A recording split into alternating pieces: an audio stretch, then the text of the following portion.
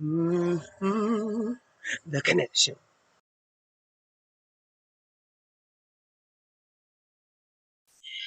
Hey there, hi there, and hello there. So I've been MIA for a little while. There was, ooh, and my voice is a little, hold on, I just gotta take a moment. I apologize for the hoarseness. Hold on. I don't know if that, I don't know. Hmm. Okay, we'll see how it goes, right? I've been trying to make sure that my throat has enough moisture, but we'll see how it goes. Anywho, hey there, hi there, and hello there. Welcome to the KonnecT Show. I am Sapphire, and I'm Sapphire Clapback McLovin today. So, clapping back on some of the things that are going to be coming up with some of these stories. But first, I just want to, reiterate what was going on. So, summertime, some vacations came up, but then I also had to have a wisdom tooth pulled. Oh, and was that serious? So serious. So anyway, with the wisdom tooth impacted, face swole, I made a little song about it on my personal page. So if you'd like to see the video, check out Sapphire McLovin on Instagram and TikTok because I put the same little video on the show page under the KonnecT Show. All right. Also, before we get into all of these stories, I just want to remind everybody where you can find us. Now, a lot of people do reach out, DM through the KonnecT Show page, and sometimes through my personal page on Instagram. Don't forget, we're also on Twitter, X. I don't know what we're called. I mean, I know we're supposed to not be calling it X, but anyway, Snapchat, little something on Facebook. As I said before, TikTok. We have our www.thekonnectshow.rocks. And there's also the KonnecT Show at Gmail. We will be beginning our interviews come September because there's still some traveling that's being done throughout the rest of August. But I'm very excited because I think I may have finally found some Uncle Nearest. I know shows ago I was talking about Uncle Nearest and Creamalicious. So there was two things that had to happen. First of all, Lactaid may be able to help me get down with this Creamalicious the way that I'd like. Secondly, the Uncle Nearest wasn't quite in as many locations near me as I thought it would be in. So I think I may have found it. So if they have it in stock when I go tomorrow, boom, I will be tasting it so we can talk about that Uncle Nearest whiskey. Anywho, so let's get started with these stories because there's been so many stories, right? Um, and I'll tell you, towards the end of this episode, kind of, where we went on vacay, because maybe you'd like to do some of this too. Had some very interesting moments in downtown LA and also Vegas. It was really cool though. Um, so let's get it started. Woo! Just so much like what? I had to talk about the Alabama situation. I know you might be like, oh my gosh, so many memes, blah, blah, blah. But I'm not really here to make too many jokes. Um, I'm really here to kind of go over what happened. Because a lot of people don't actually know what happened. Like, how did all this melee start in the first place? Oh, the violence of it all. Yeah, I'm not gonna say too much first. First, what I'm gonna do is just get involved with the whole looking to see what we got going on here as far as pictures. You know that I like to show you things. Let me show you, darling. Let me show you what I got to show you all day. Wow.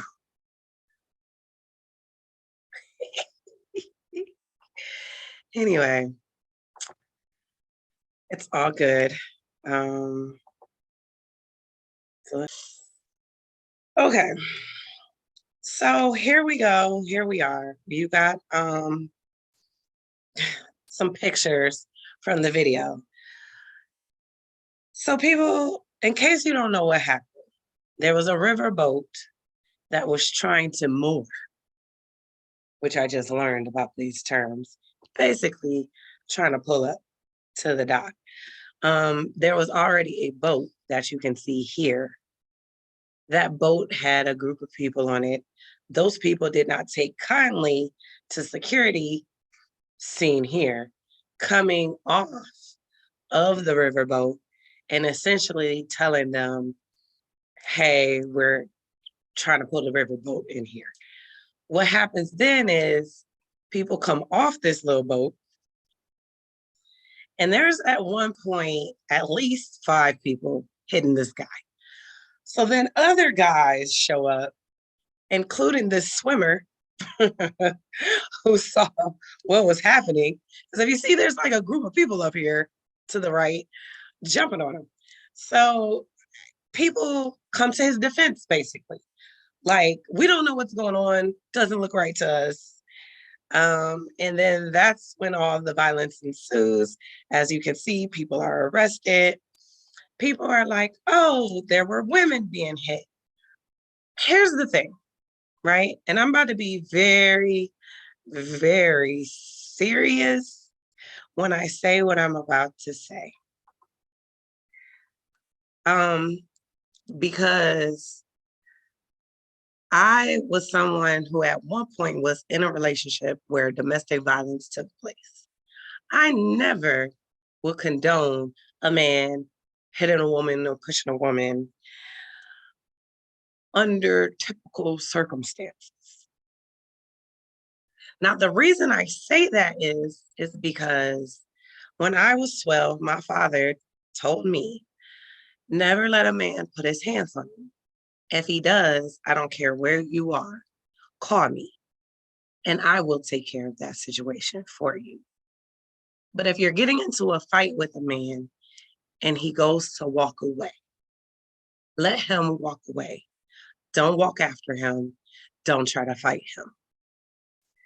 Me personally, I'm not saying boom, boom, pow, the woman is always the right answer. I was not there. I don't know exactly what happened. But what I do know is keep your ass on the boat.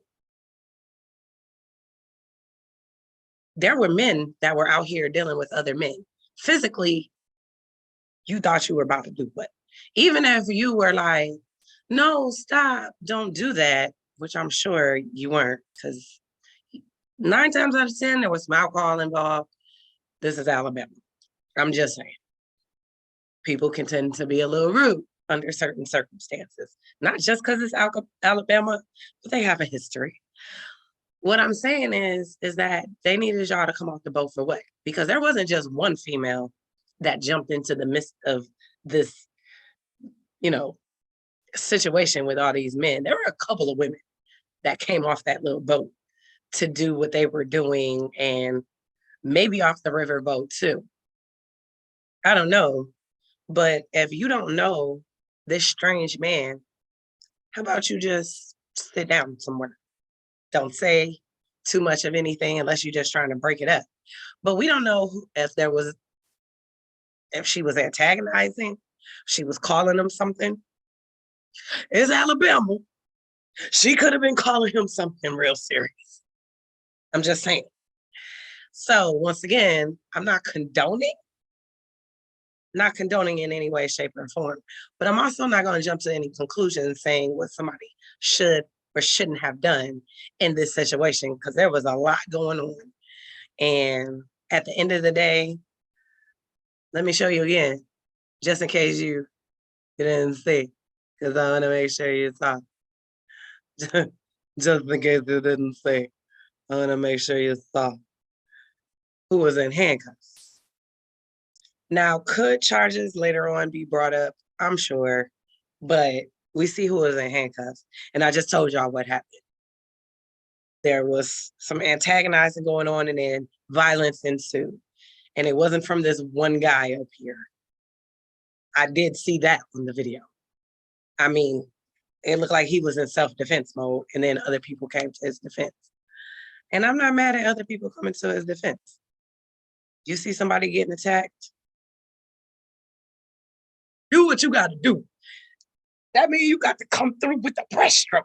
Come through, young one, come through. That's all I'm saying. Now, we shall move on and digress, right? Because there was so much that went on. I don't want to spend all day on one particular moment. We're going to make sure that we get to all kinds of these moments. You know what I saw the other day, and I thought this was okay. So what I decided to do was because of that particular moment with the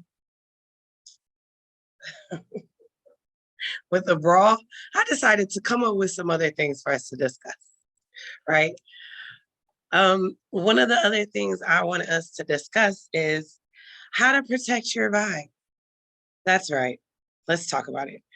Because sometimes you need some positive energy, and it's like, we could use some of that, right? So I'm about to, just go and show you real quick.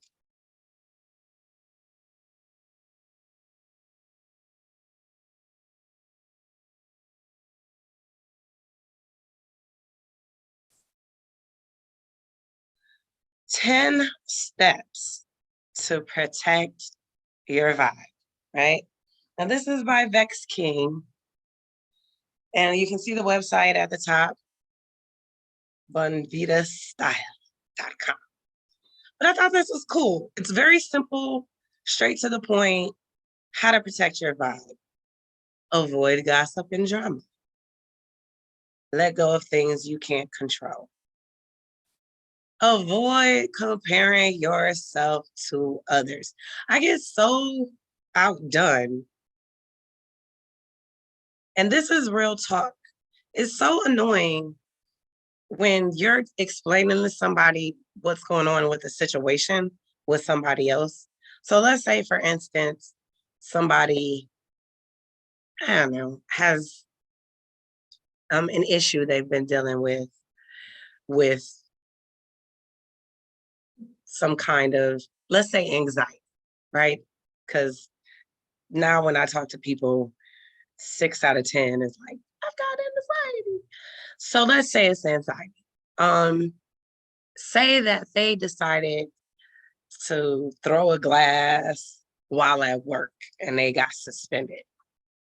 It's so irritating when you go to tell the story about what happened and somebody else is like, I have anxiety and I never would have thrown a glass. Da, da, da, da.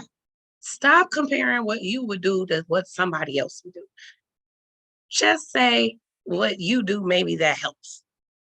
Because you saying what you wouldn't do is doing what exactly? Because I would never. La, la, la. Now, have I done it before? Sure, I have. But does it help? No, especially not the person who threw the glass. Now, if you want to talk that talk later on to your people, like, and then she threw a glass. I'm like, why are you throwing glasses? Okay, I get that. But if the person is coming to you like, I'm dealing with this and I threw a glass, don't be like, well, I never would have thrown a glass. Stop comparing yourself to others. Nobody asked you about your glasses. Nobody cares. Just tell them what you do. If you're like, well, I really have to do these deep breaths over and over again until I finally calm down, and that's what helps me. Say that then. Hey, unnecessary talking about God. Anyway, I'm sorry. I just got annoyed. Anywho, so back to where we were. Then you've got keep your faith larger than your fears. Tell them you ain't never scared. Don't do anything that doesn't feel right. That one's a big deal too. I have in my life done plenty of things that seemed a little weird. I won't get into too many details. But I was watching a judge show earlier, and one of the women was saying she was the litigant, right? So you got your plaintiff, you got your defendant. The plaintiff was the masseuse, and she was saying how this guy she gave a massage to had done so many things before she even got started to kind of make her uncomfortable. She said how the guy smelled funny. She said how he had alcohol in his breath. She also said that he was calling her baby and this kind of stuff before she even set up. And the judge was saying the same thing that I was thinking. Well, what you set up for? Girl, pack your stuff up and go. He didn't pay anything and you did no service. Then she tried to hit him with the tears.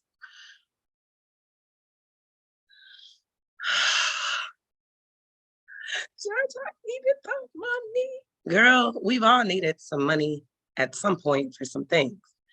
But that doesn't mean that you can't find it in a different way.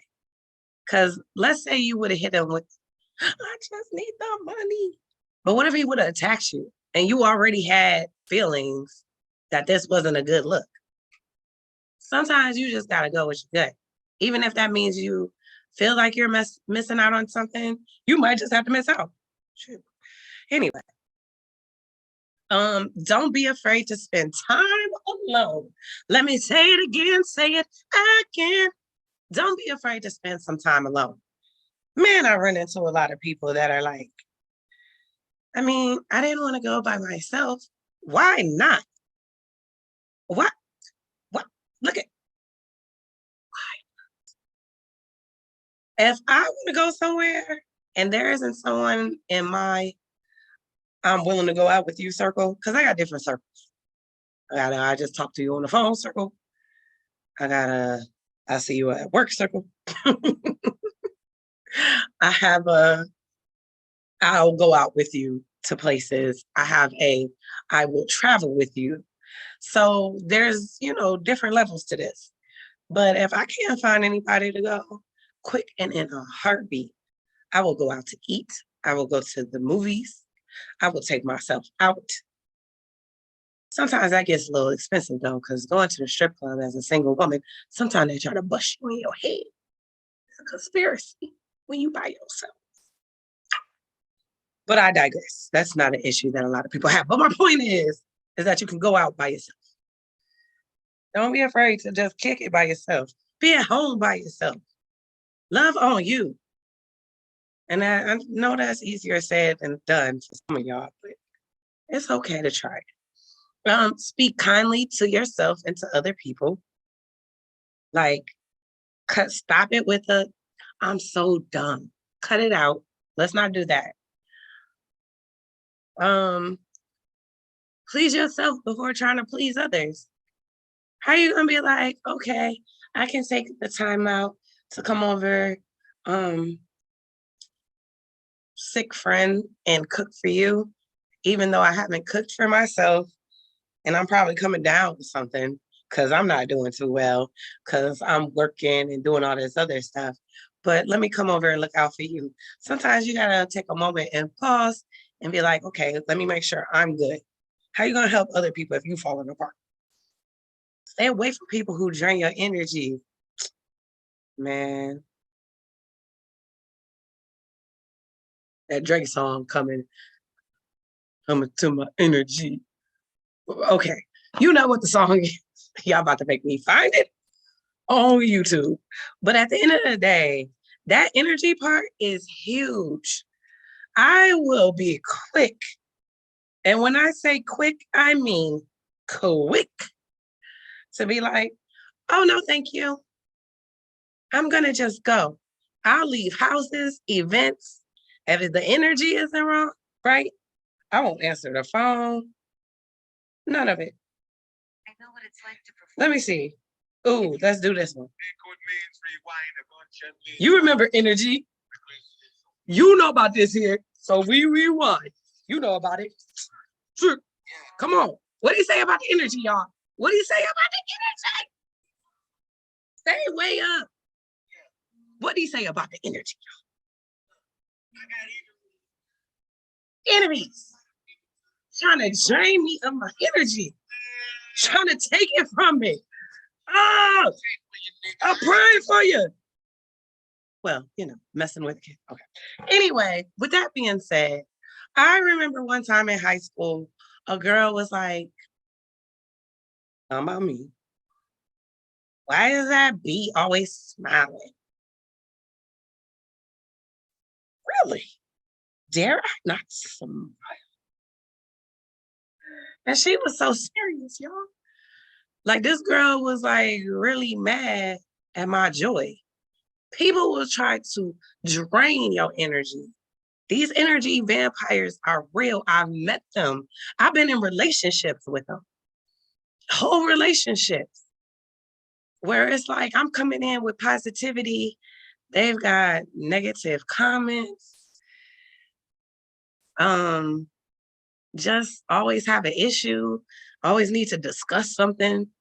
You think they're trying to be positive because they say a couple positive things, but it's more negative than positive. And that's not just intimate relationships. I've had to cut off friends. I've cut off family members. Okay. Coworkers. I mean, like, hey, how you doing? And keep walking. Do not let them get your energy. I cannot explain to people why I'm happy. I've always been happy. Do I get mad? Of course I get mad. But for the most part, I'm just like happy. I'll let stuff go and be like, okay, well, you know what? That was jacked up. Let me cuss you out real quick, especially while I'm driving. Cuss you out. Rah, rah, rah, sucker.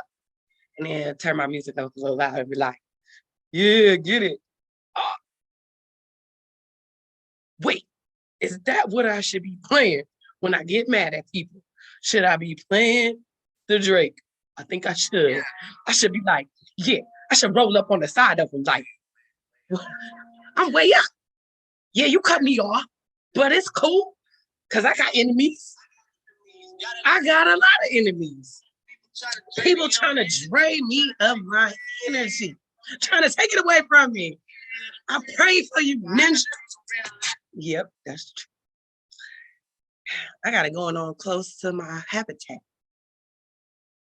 I stay in a two family, y'all, also known as a duplex. All my Midwest people out there, I'm not in a gang. So I just threw up an M and a W in a gang related way, but I'm not in the gang. And yeah, trying to bring me drama upstairs. Parking space. Yeah, we don't have parking space. Anyway, let me digress before I get into a whole conversation about that sucker. It's just anyway, and ignore opinions that don't enhance your life. With that being said, yes, some people can have an opinion that's different than yours. There is nothing wrong with that. Okay? People can have opinions all day. Let them have their opinion. If they go to share it with you, and at the end of the day, y'all agree to disagree, or their opinions are just not aligning at all with yours because they're saying some weird stuff, let them have that. You don't have to care about their opinions. I've had plenty of moments where somebody will give me their opinion, and it's like, thanks for sharing. For instance, I like some styles of things that my friends don't necessarily like. I like colorful shoes and all kinds of stuff. Sometimes I throw in some random jewelry. I'd like dressing up for Halloween. Is everybody that I know on my boat? Nope. But they respect where I am with it because I let them do them and let me do me. Okay. Let me do me. That's all I'm saying. Anyhow, so I thought I would bring you that vibe. Yeah. Yeah. I hope you appreciate it. Okay. It's really cool. Now, I thought I would continue on with positivity. Oh, them whippersnappers and the positivity. How they do that, yeah? Mm, mm, mm. Anyway, no, I thought I would though because I found out about this like Special Olympics game, which I thought was really cool. Let me take that back, y'all, because it's not a Special Olympics. I don't even know. That wasn't very nice. Okay, let me explain what it is about disability. None of this is coming out correct.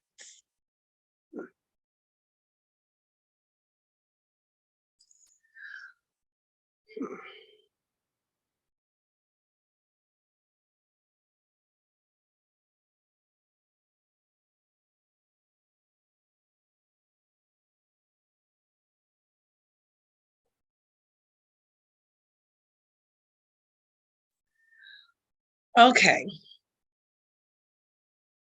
so there's something called They Will Surf Again. That's every August in New Jersey. I am just finding out about this, but I thought it was really dope.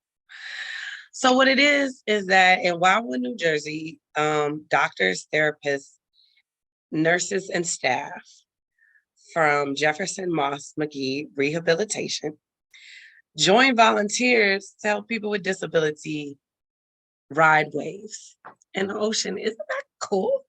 They get a chance to surf and enjoy all day at the beach. It started in 2012, and it's a free event. They have over 600 volunteers. And I think that that's an incredible opportunity for anybody that would like to involve themselves in it next year. It's already over. It happened earlier, um, you know, yesterday. But I was like, wow, I wish I could have been able to get to that event because I just think that's an amazing, an amazing event for people to be a part of. So I think that if that's something that you would like to do and assist in next summer, you should definitely find out information about it. And I do, of course, have a picture. As you know, I like to show pictures. And that's kind of my thing.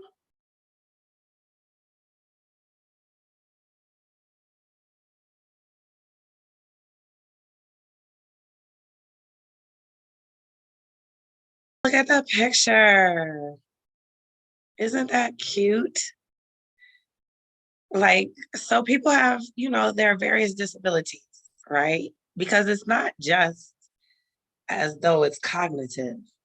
A lot of these disabilities that people are dealing with when they do this event are physical as well.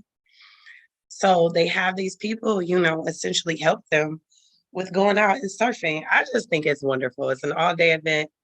It was from 8:30 to 3:30. So like I said, if volunteering is something that you're into, which I would hope that, we all try to do a little volunteering as much as possible. That might be something that you're down for. You know, like I said, I personally just thought that it was really cool for that to happen. Um, Alrighty. So moving forward, have you ever heard of time blindness? I was like, I got time blindness. Don't you worry about it. I know what that is because I've got it. Because come on, like sometimes I would be perfect example. I was up. I was moving slow though because it was a long night for me the night before, but I had a meeting Sunday. Um, so Saturday was kind of a long night. I get up for this meeting Sunday. No lie. I woke up at like 7:30, 8 o'clock. The meeting wasn't until 12:30. And I still was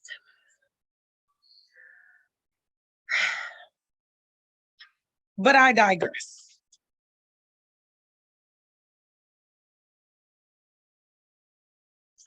I digress. Time blindness is the inability to accurately measure time, frequently seen in neurodevelopment disorders like ADHD and autism.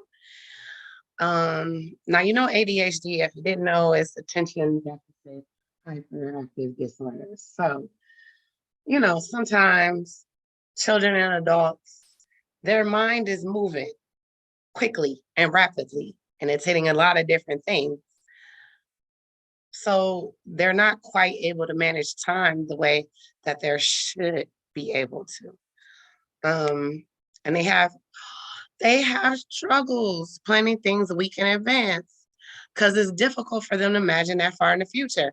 I'm about to ask my friend if he has ADHD. I swear to gosh, whenever we do something, he can only plan it out.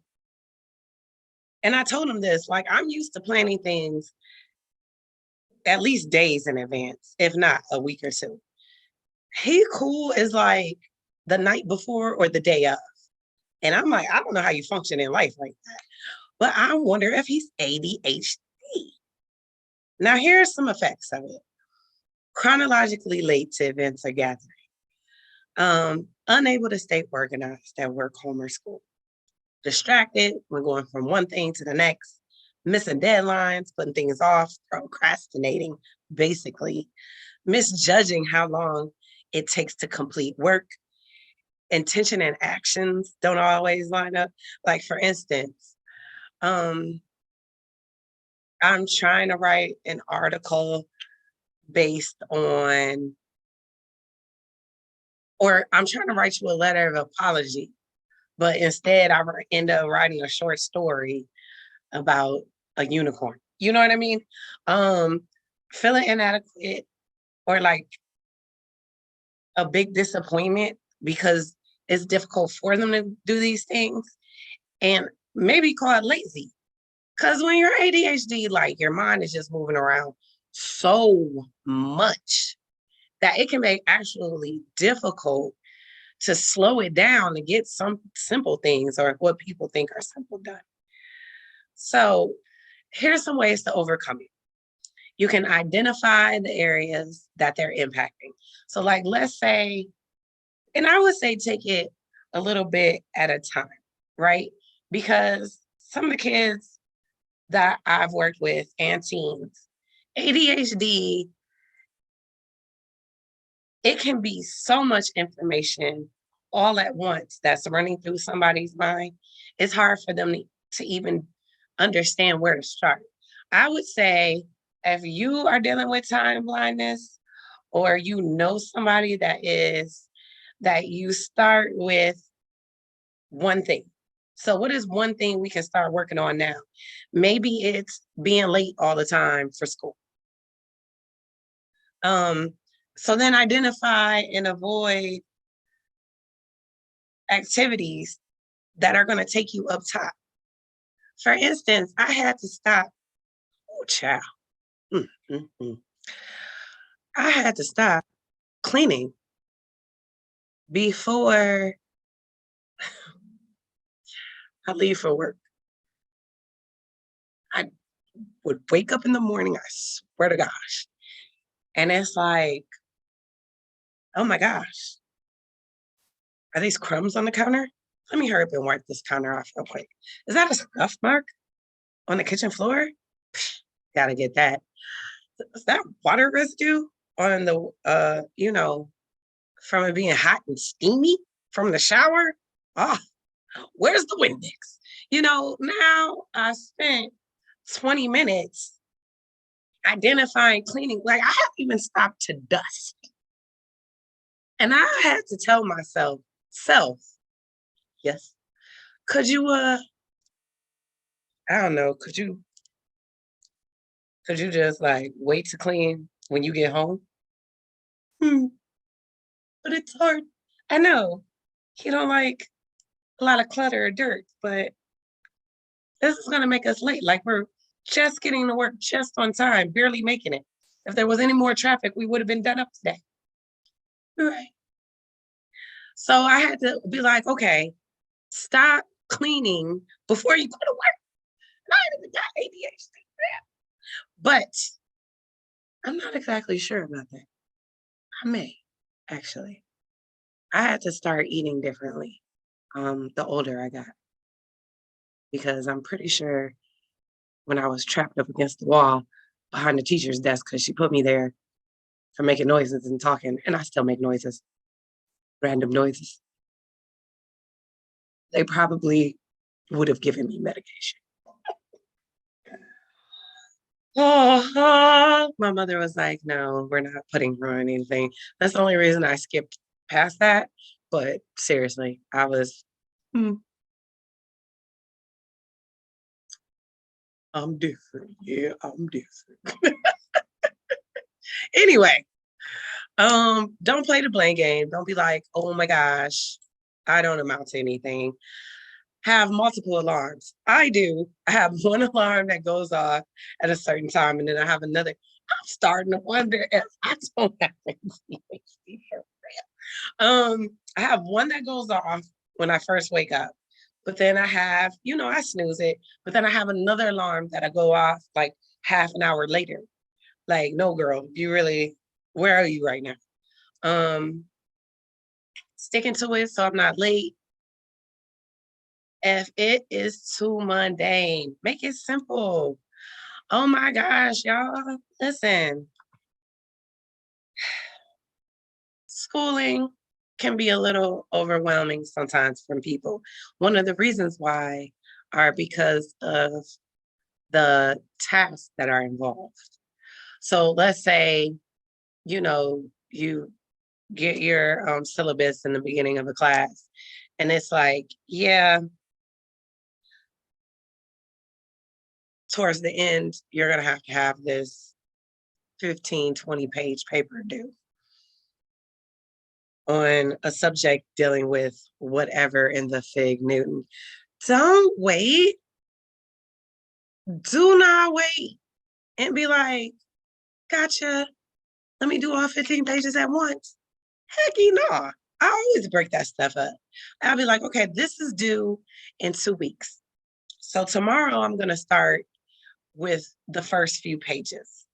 First, let's say pages 1 through 5, like introduction and what it is I'm talking about in the beginning. Perfect that. Like maybe the next day or the day after. Now I'm getting that together. And then I take it like in little crunches. No, I'm not trying to tackle 20 pages, 15 pages. And the things I'm going to have to do coming.